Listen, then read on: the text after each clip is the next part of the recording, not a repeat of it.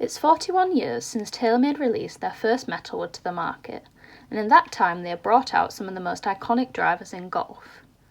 We wanted to take a look at just how much the technology has improved, so where better to head than the Kingdom at the TaylorMade headquarters in Carlsbad. So we're here with Tom Kroll, and he's the director here at the Kingdom. So we're going to be taking a look at the evolution of the driver, but first could you talk us through a bit of your history with TaylorMade? I started with TaylorMade a little over 31 years ago, so it's been a long time, and we will almost get back to the very beginning in terms of the first metalwood that we ever made. I've been up here at the Kingdom here in Carlsbad for the last 3 years, and it's a magnificent place to be and hard to call it work what I get to do, so yeah, it's wonderful. So how did the first metalwood from TaylorMade come about? It was this maverick of a guy named Gary Adams who said, let's make them out of metal. All the clubs back then were made out of wood, and he said, let's make a metal wood. The world said it'll never work. It's a driving range club, had a real distinct sound to it, and lo and behold, that's what it started. So that's the original TaylorMade logo and the original TaylorMade metalwood. So take a look at that and see how small that club head is. I think you got a rescue maybe that's even bigger than that one. So, but yeah, it was crazy back in the day. The tour players actually used it as their 3-wood. They could hit it off the ground. The performance was incredible. Spread the weight around a little bit so you had some forgiveness. So it was a really cool golf club and just transformed the business. So the inventor of the metalwood, it all started right there in 1979 with the original one. It's so funny now when you look at it because it looks so small, like you could almost miss the ball with it.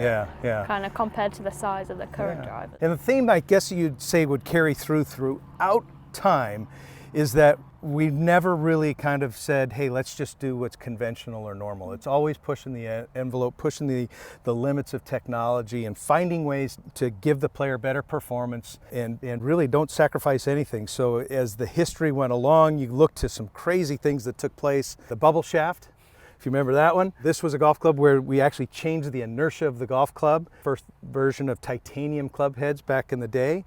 The big change, I think, was pretty significant when we introduced movable weights. So that meant if you've got a slice and I've got a hook, we could take the weights and move them around on the golf club and actually modify performance. So really mass customization in golf clubs. If you and I both played a 10.5-degree driver, to fix my hook, I'd put the weights out on the toe, and to fix your slice, we'd put the weights into the heel. So was this kind of the first time you started doing kind of more custom fit and that? Yeah. I mean, I think we were doing custom fitting, but it was more around shafts and things weren't, if you didn't have a whole matrix of already assembled golf clubs, the ability for you to modify ball flight just didn't exist until the R7 came into play. First driver from TaylorMade that you ever remembered seeing, which one was that? Well, obviously it was just like the white finish. I think when I was younger, that was just such a big craze. Like it just came out of nowhere and no one kind of expected it. And it was kind of like if you had that white driver, everyone knew like that was the new and that was the best one. It was really fun for us because when you look at a white golf club, right, the R11 changed the game for us forever because you could see it from the blimp. That was one of the strategies not only from a marketing standpoint, there was a real technical need. You had a black face contrasted with the white crown, helped with players in terms of alignment. We had just introduced adjustable loft sleeves, so you had the ability to change loft of the driver and face angle. We had the sole plate that would modify the face angle for the golfer. So really some great technology, but the biggest thing was it was identifiable. Nobody in the marketplace had a golf club that was painted white. And then here we are, 41 years later, we've got the Sim. So this one, again, twist face technology, the opportunity for us, something where we change the geometry of the club face to give the ball some more control and directional control. When the player hits it high in the toe, it recovers back to the middle. Adjustable weights.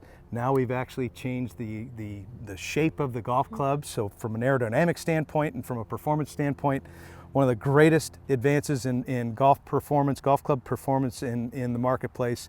What's your favorite one that you want to hit? I think I would really like to try this one though. Yeah, that's a little tiny one. I mean, the shots might not be very good, but I think just like for a contrast of how different it is to kind of what I've always used to be playing with. Yep. Because I've never played with a club like that before. So there's going to be a lot of changes as we go through the history of these products, but yeah, I think you're going to get a kick out of hitting the new Sim driver as well. That's going to be a pretty good one. It's my favorite anyway.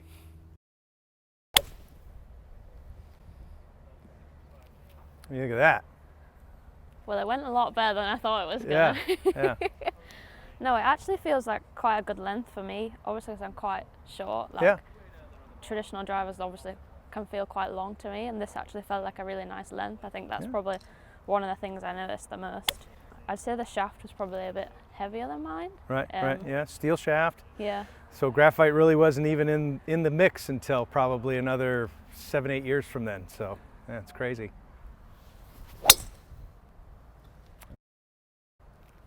Yeah, the ball flight was definitely a lot higher. Yeah. You'd notice that.